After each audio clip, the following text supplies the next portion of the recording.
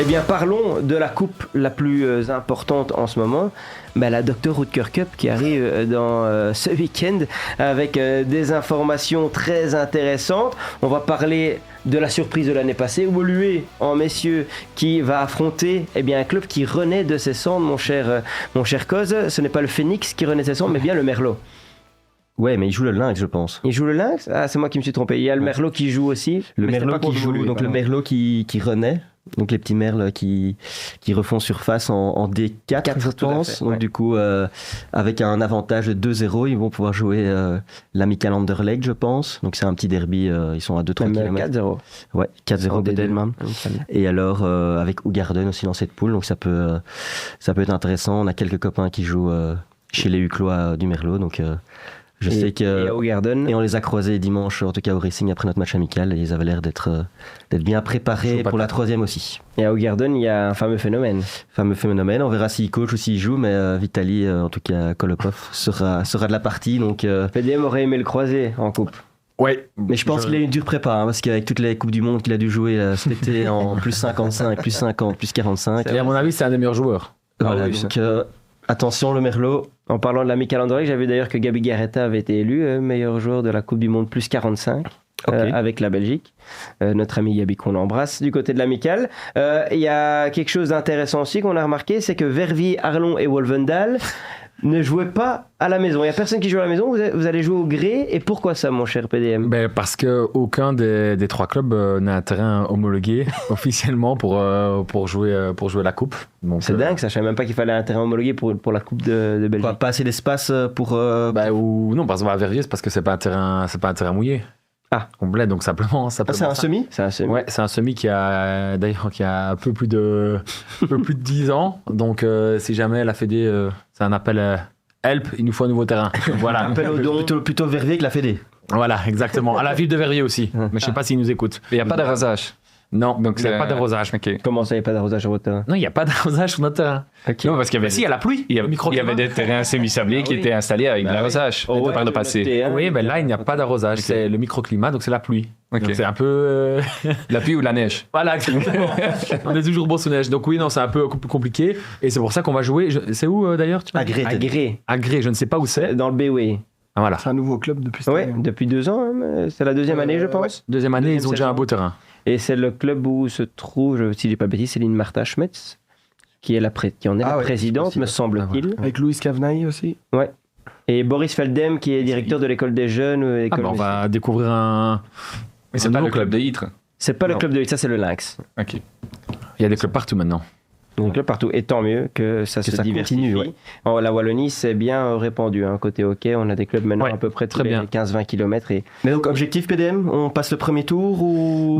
Alors moi, malheureusement, je ne suis pas là samedi parce que j'ai mariage d'un de mes meilleurs amis. Donc il y a quand même des priorités. Le mariage le dimanche ? Ah non, c'est le samedi. C'est le samedi, oui. C'est le mariage du Lang ? Non, même pas. Qu'on l'embrasse. Voilà.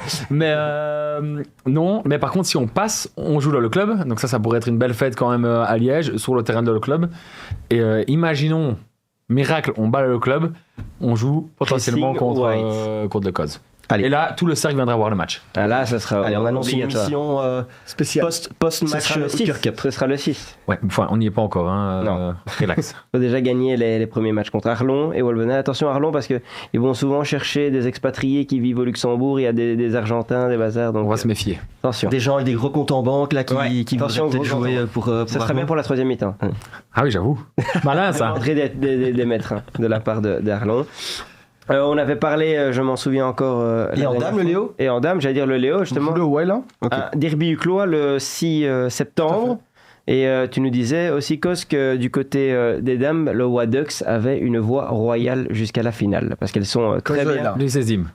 Pardon, excusez-moi. T'es pas habitué parce qu'il a changé. Oui, c'est devenu mon collègue. Exactement, ils ont changé de place, je me suis fait avoir. Bah oui, le Waducks joue des petites équipes, entre guillemets. Donc voilà, je pense qu'elles iront jusqu'en demi-finale au moins. Maintenant, il faudra voir ce que ça donne, parce que je sais que Lucie, elle disait que la saison était très longue et que il fallait voir si elles allaient vraiment la jouer à fond, donc à voir de ce côté-là. À voir ce que le Waducks met sur le terrain. C'est un objectif pour toi, la coupe ? C'est un objectif. Je pense que le but ici, c'est d'essayer de de gagner le premier match. Et puis après, nous, on jouera contre la Gantoise si on gagne. Donc après... Pas le parcours le plus évident, quoi. C'est pas le parcours le plus évident, mais si on peut la gagner, on la gagnera. Voilà, j'avais aussi vu, si je dis pas de bêtises, dans le tableau messieurs, qu'il y avait un des 4 tableaux où il y avait toutes les équipes DH, et puis en haut à gauche, il y avait 4 équipes de D1 qui prendraient que des équipes qui sortent de poule, donc de D2 au mieux, et il y a la Rasante, Leuven qui sont là-dedans, donc eux pourraient arriver en demi-finale sans jouer une équipe de DH. La belle histoire. Donc là, peut-être que on parlait la dernière fois de est-ce qu'un club hors DH peut remporter la coupe, peut-être que c'est dans ce carré-là qu'on peut aller chercher. L'année passée, au lieu, ils ont fait ça avant de jouer le Dragon, je pense, en demi. Ils jouent Loré en quart. Ils ont battu l'Antwerp. Ouais, et ils ont battu Loré en quart. Ah ouais. Bon, lui, donc quand même costaud. C'était pas un petit parcours, justement, c'était un beau parcours. Petite parenthèse anversoise aussi, pour la Haute-Cœur Cup. Les raclès, qu'est-ce qui se passe? Moi, je l'ai joué à 3 ans, je trouvais ça top. On a joué à XL, si je me trompe pas, et c'était avec les 3 équipes encore, je trouvais un format assez sympa, surtout pendant la prépa. Ouais. Ensuite, le deuxième tour se jouait en un match, que je trouvais un peu dommage, parce que je trouve que le fait de jouer... une fois que tu passes le premier tour, tu peux faire un peu plus le buzz autour de ce match, parce que ou bien tu joues une équipe qui est classée beaucoup plus bas, ou bien tu joues déjà une plus grosse équipe et tu peux en faire une soirée, un match un vendredi soir un peu plus animé. La raison pour laquelle, à mon avis, en Flandre, il y a moins d'équipes qui jouent, parce qu'ils trouvent que la saison est trop longue et peut-être ils ont un noyau pas assez large pour pouvoir gérer cette Dr. Hoodker Cup. Moi, mon avis à moi, c'est que moi, c'est 100% la jouer, surtout parce que je trouve que, oui, une saison est longue, mais si tu peux casser quelques entraînements en jouant la Dr. Hoodker Cup, et tu peux utiliser ton noyau, et tu peux la jouer à la légère jusqu'au moment où tu joues pour les sous, quoi. Et là, tu te dis, OK, maintenant, on y va. Et les pizzas. Et les pizzas. Et l'animation. Ouais. Donc voilà, moi je trouve qu'il faut la jouer, je trouve une chouette initiative, mais il faut aussi réfléchir un peu comment ils peuvent renouveler chaque année, un peu comment les HL a fait. Est-ce qu'avec la Dr. Hoodker Cup, on peut encore tester d'autres formats ou d'autres choses? Probablement, hein, parce que ça a un petit peu changé du coup par rapport à l'année passée, où tout le monde était quasiment mis, si ce n'est X équipes de haut de tableau DH. On peut... avoir des petites modifications pour l'année prochaine. Ouais, puis je pense qu'il y a des clubs qui snobent encore un peu la compétition, mais moi je suis d'accord. Moi j'avais joué, j'avais joué le Lynx l'année passée, et on avait fait des chouettes rencontres, des gars qui venaient de commencer le hockey, en tout cas en équipe première, et voilà, c'est toujours des chouettes rencontres, et ça fait partie du hockey, je trouve, et de ses valeurs, donc c'est cool de pouvoir partager ça avec des gens qui se lancent aussi un peu dans le hockey. Un peu moins professionnellement que nous en tout cas. Et quel est l'objectif du Racing en coupe? Alors nous c'est en tout cas préparer c'est plus le championnat, même si la coupe c'est important aussi pour intégrer les jeunes. Vous devez être une équipe qui devait viser la coupe, je trouve. Ouais. Parce que vous n'êtes pas les favoris pour le top DH, mais vous êtes quand même trop fort pour descendre. Bah, vous êtes typiquement le genre d'équipe qui peuvent aller chercher un titre. Et nous on joue le White, donc ça c'est notre premier tour. Et donc nous, dans notre prépa, on est super content de pouvoir les jouer, parce que ça va être une des grosses équipes de D1. Ouais, c'est ça. Et voilà, nous on sera pas complet non plus, vu qu'il nous manque encore quelques Français en Coupe du Monde et qui seront en vacances.